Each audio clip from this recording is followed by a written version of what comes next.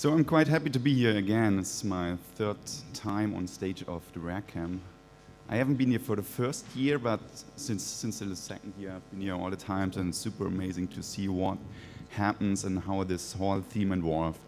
And I would like to show you something different today. So we heard a lot of things and topics about like how we work with big data and improving data and stuff like that. And I would like to step back a bit and show you something that we did and that's more like, or should remember us of the beauty of our world. So this is sometimes a thing that we forget doing our work. So we work a lot with data, we are focusing on algorithms, but in the end it's all about like our environment, our earth that we are in, and we created a project that should make it possible for all people around to like experience the beauty of the nature. And this is what I want to talk about. The project is called EarthView. And maybe to introduce myself, I'm Martin Kleppe. I usually give topics on really hardcore themes, so it's more like hardcore programming, like getting spinning globes done in 1K of JavaScript, or creating visual interactive visualizations for big data, for like moving objects of millions of cars or something like this, all in a browser. And we do this at a company called Ubilabs. I'm one of the founders. We are some more people around here.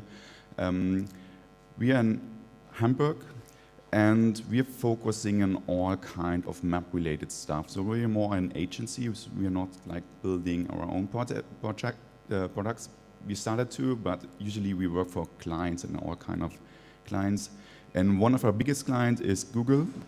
So we are one of the interactive agency partners for Google. We do quite a lot for them. We do all kind of marketing related stuff. We also like develop some things that they are using on the website, not on the API, but more like on the public facing sites. And at one time, one of the Google Earth project manager came to us and said, okay, we have this tool that's super cool and super fancy. All people love this kind of interaction that they have. But what I like most of Earth is that somehow like art, what you see. So when you open this up, it's not about like browsing the streets, it's more like looking at places and see how beautiful these things are.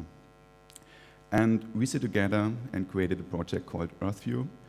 And the first thing that we did is redesigning the Google Earth download site, so the site where you go to download the application. And not sure if you've been there since like 2 years, it's changed. But what you see first is this kind of image. And so you have like full size image of something more abstract. And after some time, the user interface like fades in on top. So this is quite fast, and it's a thing that we use to give it more like the representation it should deserve.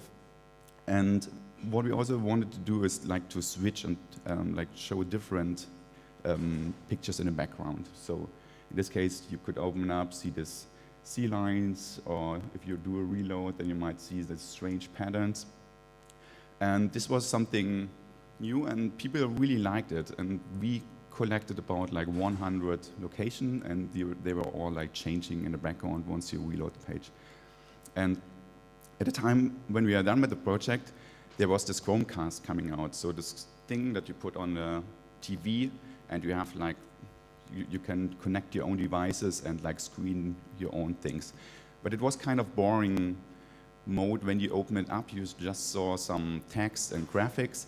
And the team asked us from the Chromecast, can you provide these images? So we work with them to create it like an interactive version where you have some things going on in the background, and you can use your mobile phone and see, okay, what is this? So it gives you an explanation on your second device to say, for example, oh, this is in Chicago, United States, or you go somewhere else and you see something from Peru.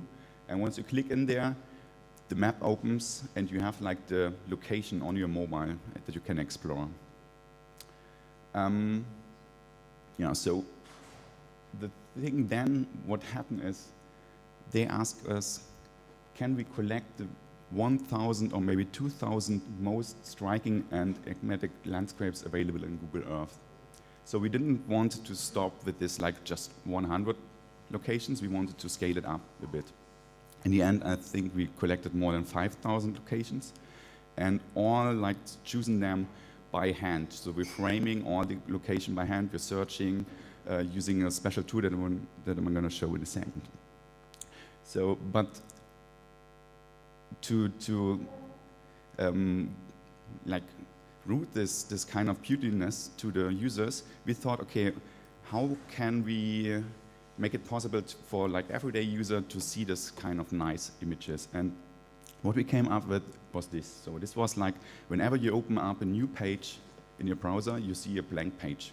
So there's nothing, and I think there's this like Google search in there or some like hot links, but we thought, okay, this is not nice, so it's not beautiful. And we created a Chrome extension. It's called the EarthView extension. And what it does is like every time you open a tab, you see a new beautiful image. And we collected like thousands of them. And it's loading super fast, so it's reloading stuff in the background, so there's no break in between. And every time you open a tab, you see landscapes. You see like deserts and strange looking things that almost look like art. And you just continue to do this over the day, and it changes every time you do this. And what happens after some time is that you end up with something like this. So this was one of the feedbacks that we get. Okay, this is so cool. I constantly open new tabs instead of doing what I want to do. And this was also the kind of reviews that we got. So congratulations on making the most distraction Chrome extension ever. Now, when I open up a tab, 50% of the time I forget why I opened it up, and I'm spending the next 10 minutes on Google Maps. So, but this was a really great feedback, and there were more like lyric feedbacks like this. This takes your breath away in the middle of whatever you thought you were doing. It's easy to get lost in a thought, and you keep remembering where you live, you exist, when you mindedly open a browser tab. It's not distracting, it's life restoring. So this was like the kind of feedback that we got. It was really like, I think everyone gives 5 stars, except of those who don't know how to deinstall the extension. So it's kind of hidden in there, but yeah, that's it. So this was like the second step that we did. So first step was designing a new Google Earth page, download page, then we did the Chrome extension. And we thought, okay, this is only bound to the Chrome users, so we want to have this like available for everyone. And we set up a website called earthviewwithgoogle.com, or there's a shortcut, g.co/ev. And when you open up this page, you see just something simple. So you always have a changing background, a tiny short text, nothing more, an explore button. And once you hit it, you just see the pictures. And you can use your like arrow keys to go to the next pictures. And we also get quite good feedback, because what we try to do here is like getting away all kind of user interface from the user. So we didn't want to show extra things like extra menus on the first place. Only when you move the mouse, you see something, or when you have a specific region, then you get some more contextual user interfaces.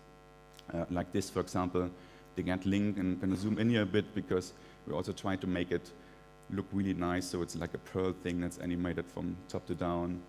Or the globe in the bottom right was like spinning. It looks like flat thing, but actually it's like 3D. And if you open this in the browser extension, you also have the way to like go back in time. So it happened that you see something cool, then you go to a new page and thought, oh, what was this? So I want to go back. So I saw this other thing. I go back and see this lake. I see in a button, it's somewhere in Israel, so I want to explore it a bit more, so I can hit the globe and go to the Google Maps version where I can like pan around and see it more in the context. This is something that doesn't look like, but this was the tool we used, or that we built. So this was not built for beauty, it was more for exploring things. So you see there were a lot of people in there currently. So it's a real-time application with shared context, and you can use your browser keyboard, for example, 1, 2, 3, to zoom in and zoom out. You can give ratings, all done with the keyboard. And just to show you how this works, so when you press the R key, it goes to a random location, and then you can use your keyboard to zoom in by the factor of 1, 2, or 3, or 4. And you move your mouse, instead of panning, you're more like zooming into this place. So I think it's a bit hard to see when you're not using it, but it was a way to explore things on a map super quickly. And in the end, we end up with, I would say, like 5,000 locations. We sorted out a lot. Maybe increased the contrast a bit, so it was like all over the world we found something. We focused on different sections and try to make it more like global thing. Another thing that we had to do is what we heard before. Some of the images looked a bit cloudy, so we touched every image in 2 ways. So first of all, we increased the contrast. We changed the white balance, which is maybe more obvious here. So this is a picture from a city. If you increase the contrast, it looks like this, but it's a bit too blue, so we corrected this and make it more like natural. And we did this like for all images. We also created a book for the 10-year Google Maps birthday, which was in February, and gave it out to like many people who were involved in this project. And it started to like grow over what we thought. So what happened, for example, is that the Google marketing team used it on every place where they could. They put it on Instagram, and this is how they got really a lot of followers. So they didn't use Instagram before, but because they didn't have something special for Instagram. So what they did is, instead of posting photos of their surrounding, they post photos like a photograph from the world. So what we were doing is more like being a photograph, but instead of walking around, we use the satellite images and use our framing for this kind of shots. Of course, Google Plus, on Facebook, and of Twitter. And this is another project that was related here too. So once we finished with that, the Google Data Arts team came to us and said, okay, this is so cool, and we have something that you might be interested in. They are going to set up the world's biggest screen on a Times Square, which has a resolution of, I don't know, really high. So it's a full block display, and it's also going around the corner, and you can put stuff there in an animated way. And to give you an experience, so this is what we did, and we were there last year in December, and it was super high resolution, animated tilting, and you could always like open up your phone, go to a website, and see where this location is. And this was like really stunning, because like everyone was going around to see that. The resolution was, I would say, like 75,000 megapixels, so quite a lot. We used some tools to get the data, mostly from Digital Globe. Yeah. So it was kind of cool project. And another thing that we did is, for the birthday of Google Earth, they changed the captchas. So captcha is something that you have to type in some words that you see on the screen to make it make the browser know that you're a human. And we changed the backgrounds, or Google changed the backgrounds for the captchas by just displaying this kind of images. And you couldn't hit the Explore in Google Maps button to see where this thing was. And I think it was like 170 million impressions per day for only this location, and the conversion rate for the people that actually clicked on that was like 10 times higher than the usual one. Yeah. I'm not sure if you have a new Nexus phone, but they also decided to make this like a branding thing for their devices. So they are now using satellite imagery on all kind of devices. So it's on the Chromecast, it's on the tablet now, it's a default background for the new Nexus 5X and Nexus 6P. So it's a kind of thing where Google understands this is something that people like it's a real thing. It's not an abstract pattern in the background. It's something that connects them, and it's also visually appealing and nice to have, and it like crosses all over all like boundaries of the product side. Yeah, and maybe to sum up, this is something that I would state. So it's not about us that we are the super cool photographers and artists. It's more that Earth is still the greatest artist. So this is also like a picture that we found on a satellite image, and it looks like someone draw an abstract painting on a canvas, and it was really nice to find all this kind of like really good-looking pictures. And to finish up, I would simply show you the top 10, in my opinion. These are more like abstract ways of seeing the world. We like try to focus on also urban areas, on like coast and sea, on deserts, like on wood, and we try to make it really a wide range. And this is like my personal collection, which doesn't include that many cities, but it gives you a kind of like impression of what we did. So it's beautiful. It's just this red-looking thing that I think it's based on some iron thing that it makes it more red. Another really cool things where you can see the waves like shaping a kind of pattern. This is something that we found a lot. So it's not only that Earth built something, it's also that the humans are like interacting with the surrounding. And these are all like, I'm not sure if these crop circles, but I think it's more like more watering things. So they put something in the middle and try to water in a circular surrounding. Another thing that we found hope this was too fast. So that one is in Australia, where they put something through the desert that's close to the sea. Other strange-looking things, and in my opinion, it's super beautiful to see this. You also have this like crossing things where you have this more abstract patterns and really geometric things going on. And in some ways, for example, this was all north and up, so we didn't have to straighten the image. It was there. Yeah. I think there are like 3 left. Another one where you see is something in the desert in the center and like waves going to there. And more fractal things that shapes more mathematic kind of structures.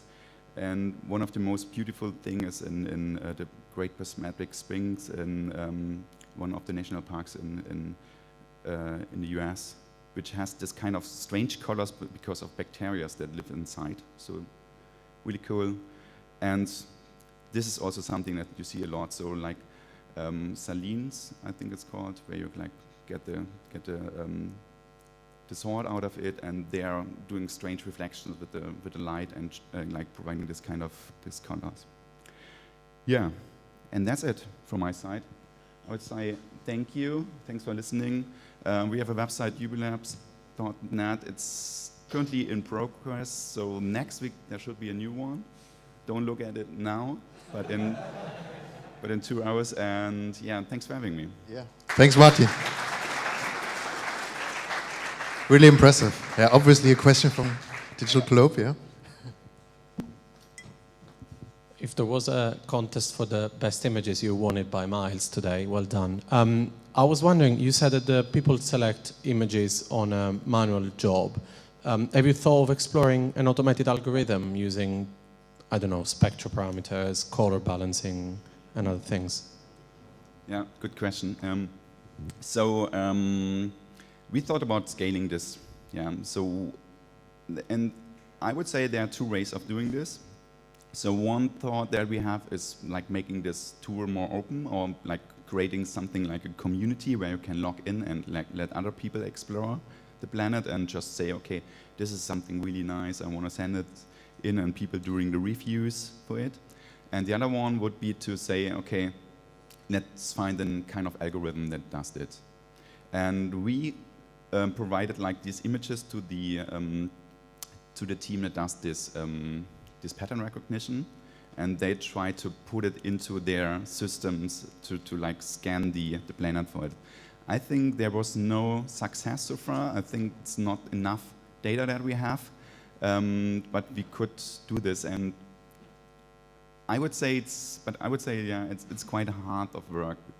If you see the coverage of that on a really low level, I would say like 1% or less than 1%, maybe 0.1% really come up with a nice image. So it's still a lot of manual work to select all these images. We also had like a lot of problems with different image sources that we have to filter out. You said you're working on that, which is super cool to hear. So creating this nice looking mosaics, because I would say like at least 50% of the images we couldn't use because of the quality or like mosaic things or strange looking colors. Yeah. But I hope this will be possible. But I would also say there always has to be a human eye to look at this. It's also like different team members are creating different results, because I think you have to learn this kind of things, like learn how to look at the thing in a visual way.